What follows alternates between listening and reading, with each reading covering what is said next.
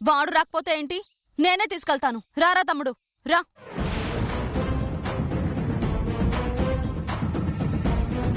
మర్యాదగా నా మొగుడు చెయ్యదులు, లేదనుకో పిడకలు కొట్టి పాకం పెట్టిన చెయ్యిది. దీంతో కొట్టానంటే మొహం ముంతలా పప్పవుద్ది. ఏంటమ్మా ఈ గొడవ? మీ మాట్లాడినాక తప్పంతా మీదే అనిపిస్తుంది కాంతం గారు. మీ అబ్బాయి కష్టపడ్డం మీకు ఇష్టం లేకపోతే ఆ భాస్కర్ని నీలాంబర్ని అలా అత్తింటికి పంపియండి. లేదంటే మీ కొడుకు అమ్మే జిలేబీలైనా కొనుక్కోండి, దానికన్నా వేరే దారి లేదు.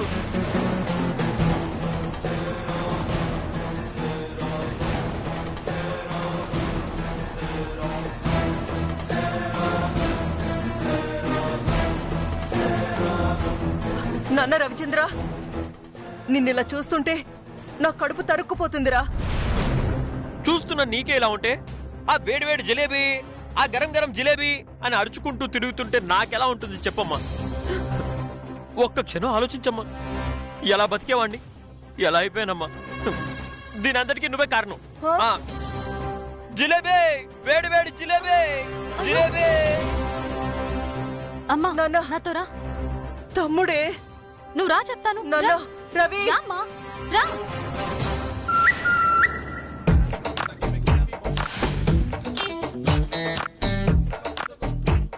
ఓ డ్రైవర్ బావా వచ్చేయ్. ఇదిగో చిట్టి మిఠాయి, మన ప్లాన్ వర్కౌట్ అయిపోయినట్టేగా. అవును డ్రైవర్ బావా, ఈ దెబ్బకి మా కాంతమ్మత్త మా అన్నయ్యని వదిన్ని ఇంటికి పంపించాలా ఉంది. అది చిట్టి, ఇంకో 10 నిమిషాల్లో ఇంటికి వచ్చేస్తాడులే. జిలేబీ తింటావా?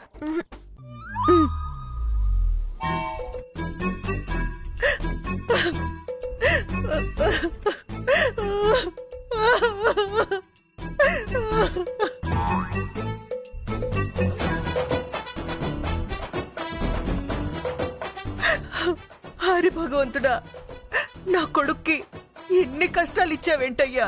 చివరికి నా కళ్ళ ముందే నేను చూస్తుండగానే జిలేబీ, వేడి జిలేబీ అంటూ అమ్ముతున్నాడు స్వామి. ఎవరు తవ్వుకున్న కూతులో అల్పాడటం అంటే ఇదే. నిన్న నీ కూతురు ఆవేశపడిపోయి స్వీట్ షాప్ కి తాళం వేయకపోతే ఇప్పుడు నీ కొడుక్కి ఈ గతి పట్టి ఉండేది కాదు కదా. ఇదిగా దీని అంతటికే కారణం నీ కూతురే. చాలే, మీరు నోరు మూయండి. ఏమండి, మీరు ముయ్యండి అనేది మీ ఫ్యామిలీ మేనరిజమా అండి? మీ నాన్న నోరు తెరిస్తే మీ అమ్మ నోరు ముయ్యండి అంటది, మీ ఆయన నోరు తెరిస్తే మీరు నోరు ముయ్యండి అంటున్నారు.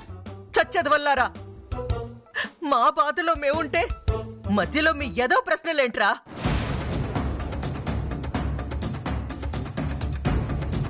నీలు, నీ తమ్ముడు అలా ఇంటి ముందు జిలేబీలు అమ్ముకుంటుంటే చూసేవాళ్ళు నన్ను తిట్టుకుంటారే. విమానం నడపాల్సిన వాడు ఇలా రోడ్డు మీద జిలేబీలు అమ్ముకోవడానికి కారణం అదిగో ఆ రాక్షసి చిట్టెమ్మ. మీరందరూ ఏం చేస్తారో నాకు తెలీదు. ముందు దాన్ని ఇంటి ముందు నుంచి గెంటేయండి. అవసరమైతే 4 తగిలించైనా నా కొడుకుతో ఆ జిలేబీలు అమ్మడం ఆపించేయండి. అతోయ్, నా చెల్లి సంగతి తెలుసు కదా. తెలిసి దాని జోలికి వెళ్ళారనుకో సాగిరి పెట్టేస్తుంది. అలా అయితే ఇప్పుడు ఏం చేయమంటారండి? వెళ్ళి మీ చెల్లెలి కాళ్ళు పట్టుకోమంటారా? నిజంగా మీ తమ్ముడు పైలట్లా బతకాలంటే కాలు పట్టుకున్న తప్పు లేదు. ఏయ్, నోరు ముయ్యవయ్యా. ఇంటల్లుడు వయ్యుండి ఇలాగేనా మాట్లాడాల్సింది? నువ్వు పేడలో పుట్టి పేడలో పెరిగి నా ఇంట్లో దర్జాగా బతికేస్తున్నావు. కానీ నా కొడుకేమో డబ్బులో పుట్టి ఐశ్వర్యంలో పెరిగి గతిలేని వాళ్లాగా రోడ్డు మీద జిలేబీలు అమ్ముకుంటున్నాడు. దీనికి కారణం ఎవరో తెలుసా? మీరే కదండి. ఏమన్నావురా? అవునండి, మీరే గనక గేదెలను కొట్టేయించకపోతే, మీరే గనక స్వీట్ షాప్ కి తాళం వేయించకపోతే మీ కొడుకు గది పట్టేది కాదు కదా. ఎంచక్క పాలు అమ్ముకుంటూనో లేక గుట్టు సప్పుడు కాకుండా స్వీట్లు అమ్ముకుంటూనో బతికేవాడండి.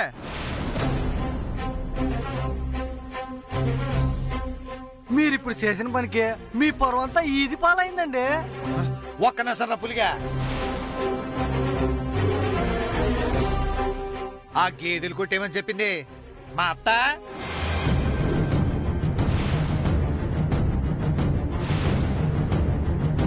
అయ్యి బాబోయ్, అనవసరంగా నోరు జారాను. సప్రా గేదెలు కొట్టి ఇచ్చింది కాంతమత్త.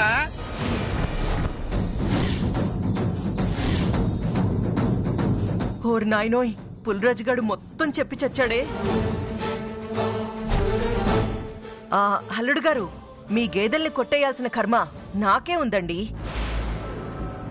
నా కూతురు షాప్కి తాళం వేసింది కదా, అందుకే ఆ గేదెల్ని కూడా మేమే కొట్టేయించామనుకుంటున్నారు ఈ పాపిష్టి యదవులు. అంతే కదరా? అవును భాస్కరు, ఈ కాంతమ్మ గారు చెప్పింది కరెక్టే. ఇప్పుడే చెప్తున్నాను, పశువులంటే నాకు పేను. ఆ గేదెల్ని ఎత్తుకెళ్ళింది మీరని తెలియాలి. తలకాయ పండకేసి బాధేస్తాను ఏమనుకుంటున్నారు?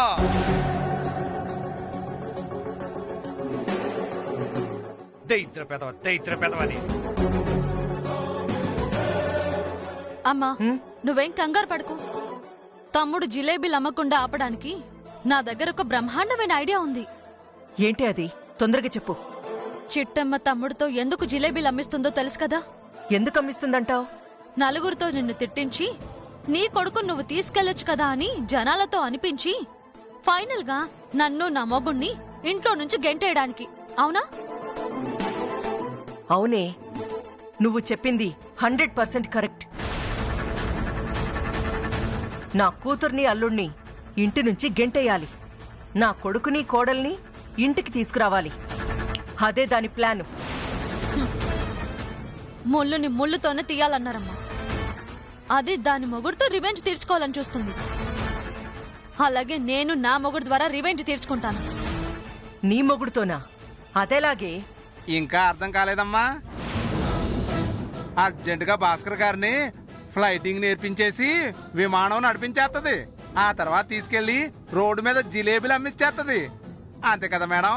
ఏ నువ్వోయ్ అమ్మా, నా తమ్ముడితో అది జిలేబీలు అమ్మిస్తుంటే నేను దాని అన్నతో రోడ్డు మీద వేరు ముక్కలు అమ్మించబోతున్నాను.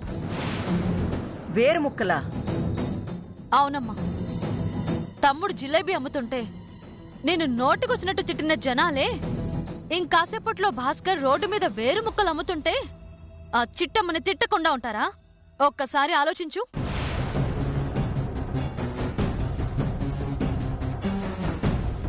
నీలు, నువ్వు చెప్పింది నాకేమీ అర్థం కావట్లేదు. అమ్మగారు, నీలాంబరి గారు చెప్పింది మాకు అద్భుతంగా అర్థమైందమ్మా. రవిబాబుని అడ్డం పెట్టుకుని సిట్టెమ్మ మిమ్మల్ని ఆడుకున్నట్టే నీలాంబరి గారు భాస్కర్ గారిని అడ్డు పెట్టుకుని ఆ సిట్టెమ్మని ఆడుకోవాలనుకుంటుంది. భాస్కర్ గారే రోడ్డు మీద వేరు ముక్కలు అమ్మారనుకోండి, ఆ సిట్టెమ్మ దెబ్బకు దిగొస్తుందండి. వెంటనే మీ కాళ్ళు అట్టుకుని కాంతమ్మ గారు నన్ను క్షమించండి అంటూ మీ కొడుకును మీ ఇంటికి పంపించేస్తానని మాటిచ్చేస్తుందండి. నిజమే అంటావా? అబ్బా, మీ అమ్మాయి ప్లానింగ్ మీద మాకు నమ్మకం ఉందండి. నీలాంబరి గారి ప్లాన్ ఫెయిలింగ్ అయితే మీరు నన్ను కుక్కర కొట్టినట్టు కొట్టండి. సరేరా, మీరందరూ చెప్తుంటే నాకు నమ్మకంగా ఉంది. మీకు నచ్చినట్టే కానివ్వండి. తర్వాత ఏం జరుగుతుందో చూద్దాం. స్వీట్లే, కమ్మకమ్మని స్వీట్లే, లడ్డూలు, జాంగ్రీలు, మైసూర్ పాకులే, అందరూ రండి. జిలేబీ, వేడి వేడి జిలేబీ, కాకినాడ స్పెషల్ బెల్లం జిలేబీ, చిటి జిలేబీ.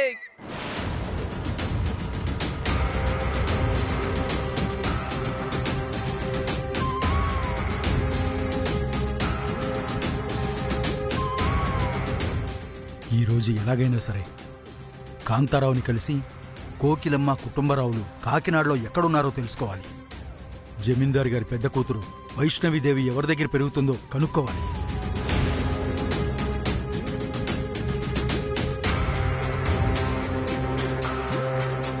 జిలేబీ రావాలి, కొనుక్కోవాలి. ఇదిగో చిట్టి, స్పెషల్ బెల్లం జిలేబీ, వేడి వేడి జిలేబీ.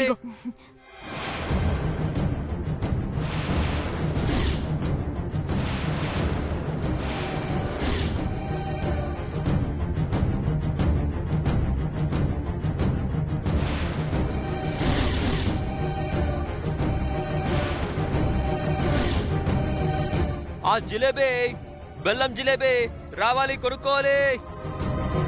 బెల్లం జిలేబీ. ఎవరు బావా? ఇలా రా. జమీందారు గారి పెద్దమ్మాయి వైష్ణవిదేవమ్మా. దేవుడా, నువ్వు ఉన్నావయ్యా.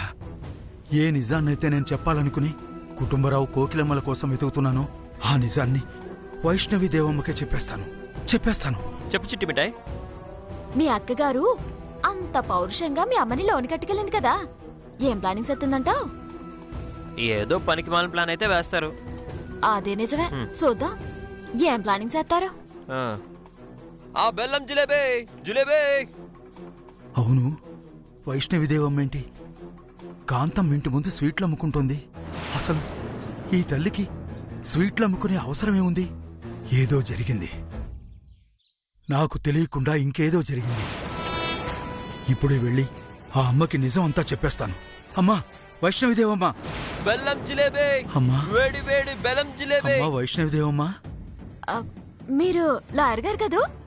అవునమ్మా, నా సంగతి సరే, అంతకుముందు ఇంట్లో కనిపించావు, ఇప్పుడు ఇంటి ముందు కనిపిస్తున్నావు. అసలు అసలు ఈ ఇంటికి నీకు ఉన్న సంబంధం ఏంటమ్మా? అత్త కోడలకున్న సంబంధం లాయర్ గారు. ఏంటమ్మా ఏమన్నావు? ఆ కాంతమ్మ నీకు అత్త? అవును సార్, నేను కాంతమ్మ కొడుకుని. ఇదిగో ఈ చిట్టమ్మ నా భార్య.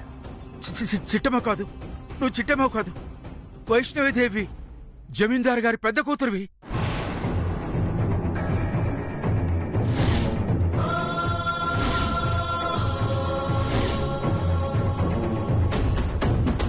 ఏట్లాయర్ గారు మీరంటుంది? నేను జమీందార్ గారి పెద్ద కూతుర్నా? అవును తల్లి, శంకర్ నారాయణ గారే మీ తండ్రి గారు, వీరనారాయణ గారే మీ బాబాయ్ గారు. నిన్ను నీ చెల్లెల్ని జమీందార్ గారి నుంచి దూరం చేసిన దుర్మార్గురాలు ఈ కాంతమ్మ. ఈ కాంతమ్మ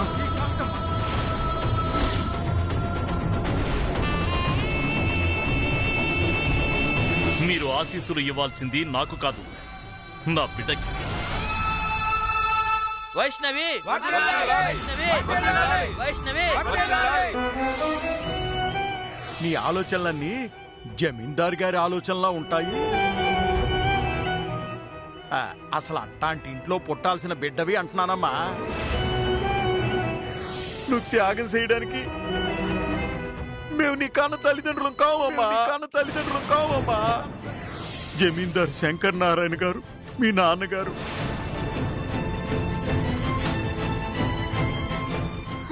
లాయర్ గారు, నేను జమీందార్ గారి పెద్ద కూతుర్నా? నేను వైష్ణవినా? అవును తల్లి, మీకోసమే కాకినాడలో వీరనారాయణ కాళ్ళు అరిగేలా తిరుగుతున్నాడు. నిన్ను పట్టుకొని ఆ జమీందారి ఇంటి వారసురాలిగా చెయ్యాలని కళ్ళు కాయలు కాసేలా తిరుగుతున్నాడమ్మా. ఆ దేవుడున్నాడమ్మా, అందుకే నువ్వు నాకు కనిపించావు. రామ్మా, వెళ్ళి వీరనారాయణ గారిని కలుద్దాం. కాంతమ్మ గతంలో చేసిన దుర్మార్గాలని అరాచకాలని బయట పెడదాం. అమాయకురాలైన ఆ కోకిలమ్మని కుటుంబరావుల్ని కాపాడదాం.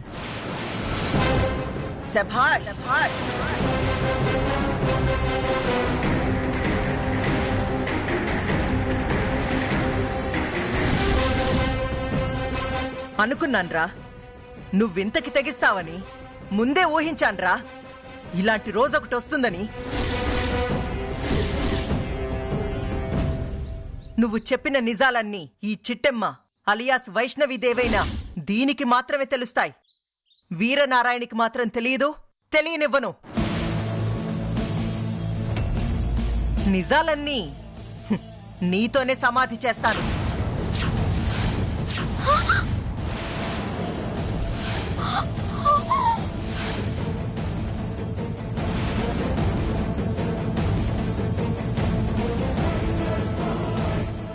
వద్దు, నన్ను చంపొద్దు. వద్దు, నన్నేమి చేయొద్దు, చంపొద్దు.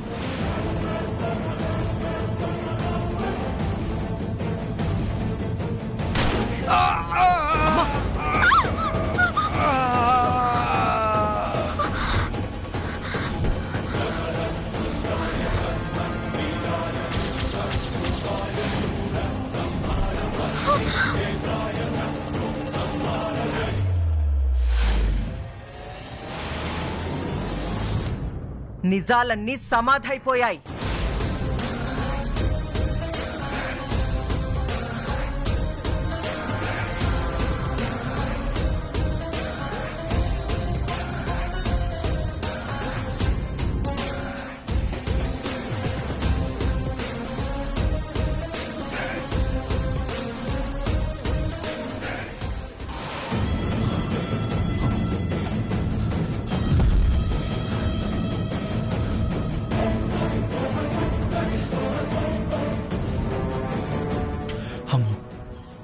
కాంతమ్మ ఇంటి ముందు నిజాలు చెప్తే పొరపాటున కాంతమ్మ చూస్తే నన్ను ఇక్కడే చంపేస్తుంది.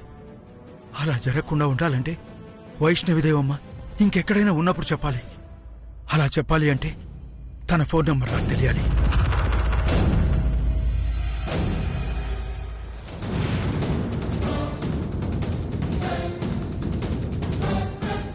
జిలేబీ, బెల్లం జిలేబీ. అమ్మా వైష్ణవ, వేడి వేడిగా. వైష్ణవమ్మ, వైష్ణవమ్మ. లాయర్ గారు మీరా? అవునమ్మా. నీ ఫోన్ నంబర్ చెప్తావా తల్లి? ఫోన్ నెంబర్ ఇస్తాను గానీ అసలు ఆ రోజు మీరేమన్నారు? జమీందార్ గారి వారసురాలన్నారు. నాకు ఇప్పటికీ అర్థం కావట్లేదు. అసలు మీరెవరు? మిమ్మల్ని ఆ కాంతమ్మ ఎందుకు బంధించింది? ఎందుకు మిమ్మల్ని సంపాలని చూసింది? అసలు ఏం జరిగింది లాయర్ గారు? చెప్పండి. అది నాకు చెప్పేంత టైం లేదమ్మా. ముందు నీ ఫోన్ నంబర్ చెప్పమ్మా. మీరు భయపడకండి లాయర్ గారు, నేనున్నాను. అసలు ఏం జరిగిందో చెప్పండి. అసలు ఆ రోజు మీరు వైష్ణవిదేవని ఎందుకన్నారు? అసలు నన్ను చూసన్నారా లేకపోతే నా పక్కనున్న లతను చూసారు సారా? అమ్మా ముందు నెంబర్ ఇవ్వమ్మా, నేను తర్వాత మాట్లాడతాను. మీరేం భయపడకండి లాయర్ గారు. అయ్యో ముందు నెంబర్ ఇవ్వమ్మా, నేను తర్వాత మాట్లాడతాను.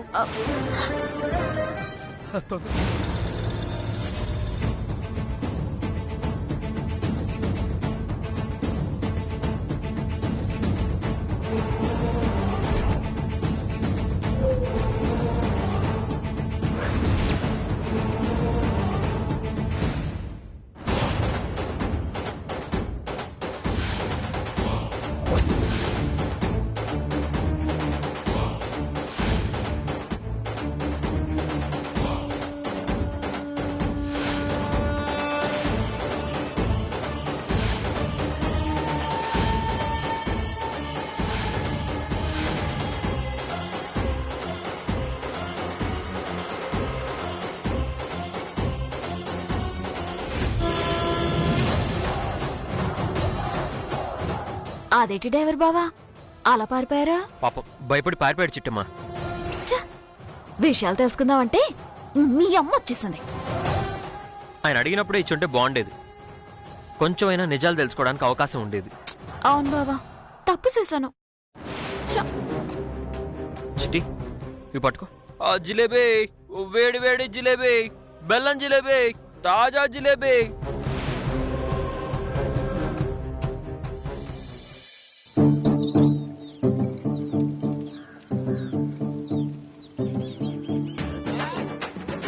రండి బాబు రండి.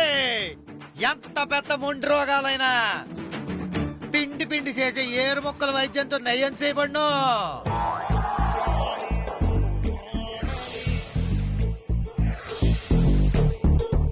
చిట్టిమిటే చూసావా, నాకు పోటీగా మీ అన్నం దింపింది మా అక్క. చూస్తున్నాను బావా, చూస్తున్నాను.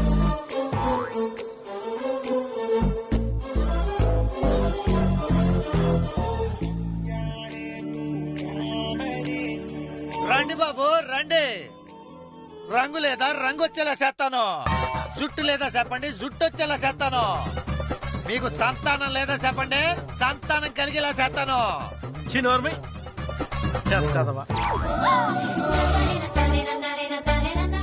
మాటకి సంబంధం లేకుండా నువ్వెలా పుట్టిస్తావురా? అయ్యి బాబోయ్ బాగారు, మీరు నన్ను తప్పుగా అర్థం చేసుకున్నారు. నా ఉద్దేశం మా మూలికలు వాడితే అక్కయ్య గారు నెల తప్పుతారన్నమాట. ఓహో అలాగన్నావా? అయితే ఓకే. మీరు కానీ మీరు కానీ. రావాలమ్మా రావాలి. మూలిక వైద్యం, మూలిక వైద్యం.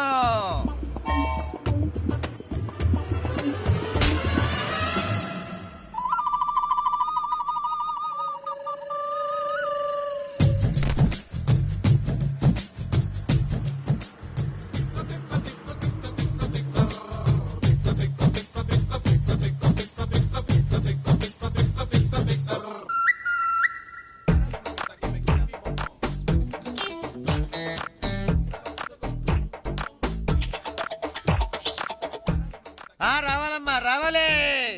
ఏరు మొక్కల వైద్యం. అయ్యో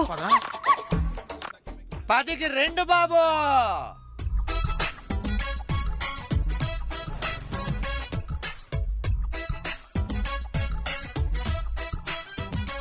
ఏరు మొక్కల వైద్యం. అయ్యయ్యో భాస్కర్, నిన్నిలా చూస్తుంటే నా కడుపు తరుక్కుపోతుంది తెలుసా? ఎలాంటి ఇంట్లో పుట్టావో, ఎలాంటి ఇంట్లో పెరిగావో, చివరికి వేరు ముక్కలు అమ్ముకుంటున్నావా? ఇందులో తప్పే ఉందమ్మా. పైలట్ చదివిన నా తమ్ముడే వాళ్ళ ఆవిడ కోసం జిలేబీ అమ్ముతున్నాడు.